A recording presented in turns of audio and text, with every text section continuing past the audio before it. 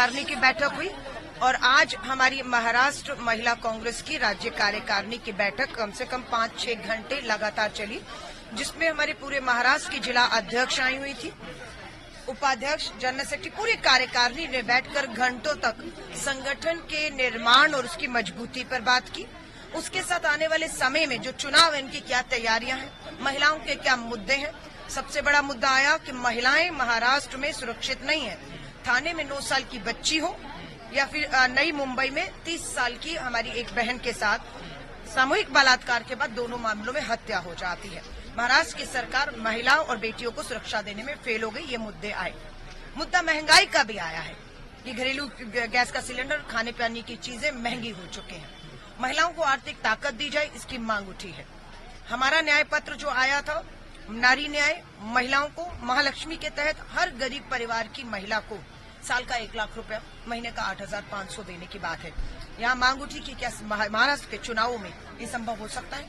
राजस्थान की सरकार, कांग्रेस की सरकार जब तक रही, 500 रुपया एलपीजी सिलेंडर मिलता रहा। क्या महाराष्ट्र में भी कांग्रेस और आने वाली हमारी जो इंडिया अलायंस की सरकार है, वो 500 रुपया सिलेंडर करके राहत दे सकती है।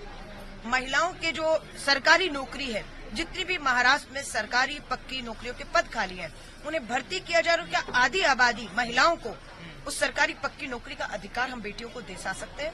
तो महिला ने संगठन पे महिलाओं की सुरक्षा, महंगाई, 33% महिला आरक्षण कानून पास हो गया, लागू नहीं हुआ। इसको लेकर 29 जुलाई को सोमवार भारत की राजधानी दिल्ली में संसद सत्र जब चल रहा होगा, हम उसका घेराव करने वाले हैं इस मांग के साथ कि महाराष्ट्र के चुनावों में महिला आरक्षण कानून जो पास हो चुका है दिल्ली में, उसे लागू कर दिया जाए, ताकि हमारी 288 विधानसभा सीटों पर महिला चुनाव लड़ सके और जीत के सदन में पहुंच के आगे आवाज। लेकिन लेख लाड़की जो है योजना सरकार द्वारा यहाँ पे लाई गई, उस योजना को आप किस तरह से देखते हैं कि चुनाव नजदीक है इसलिए वो जो है मुख्यमंत्री ऐसी योजनाएं ला रहे हैं? ये खोखली घोषणाएं है मुख्यमंत्री की और धोखा देने वाली है। उदाहरण मध्य प्रदेश है, उदाहरण राजस्थान है। भाजपा की सरकारें बन चुकी हैं। मोदी की गारंटी 450 रुपए का एलपीजी सिलेंडर पूछ लीजिए मिल रहा है, खातों में पैसा आ रहा है। महंगाई इतनी चरम पर आ चुकी है कि कोई सुनवाई नहीं है। तो ये धोखा और छलावा है। मैं महाराष्ट्र की बहनों को कहूंगी, किसी धोखे छलावे में आप लोकसभा में नहीं आई हैं। पूरा इनका जो घमंड तोड़ने का काम महाराष्ट्र में हुआ है, सो इसी विधानसभा में भी सरकार को तोड़ने, गिराने का काम महाराष्ट्र की जनता करने जा रही है। आचार्य उद्धव ठाकरे से आज मिलने आया था, वही वो मीडिया से बात करते हुए कहते केदारनाथ में जिस तरह से लूट हुई है, उनकी स्टेटमेंट को कांग्रेस किस तरह से देखिए, अभी उपचुनाव हुआ 13 सीटों पर, देश की 13 विधानसभाओं में 10 इंडिया अलायंस जीतती है। उत्तराखंड के बद्रीनाथ सीट पहले अयोध्या, फैजाबाद ये हारते हैं।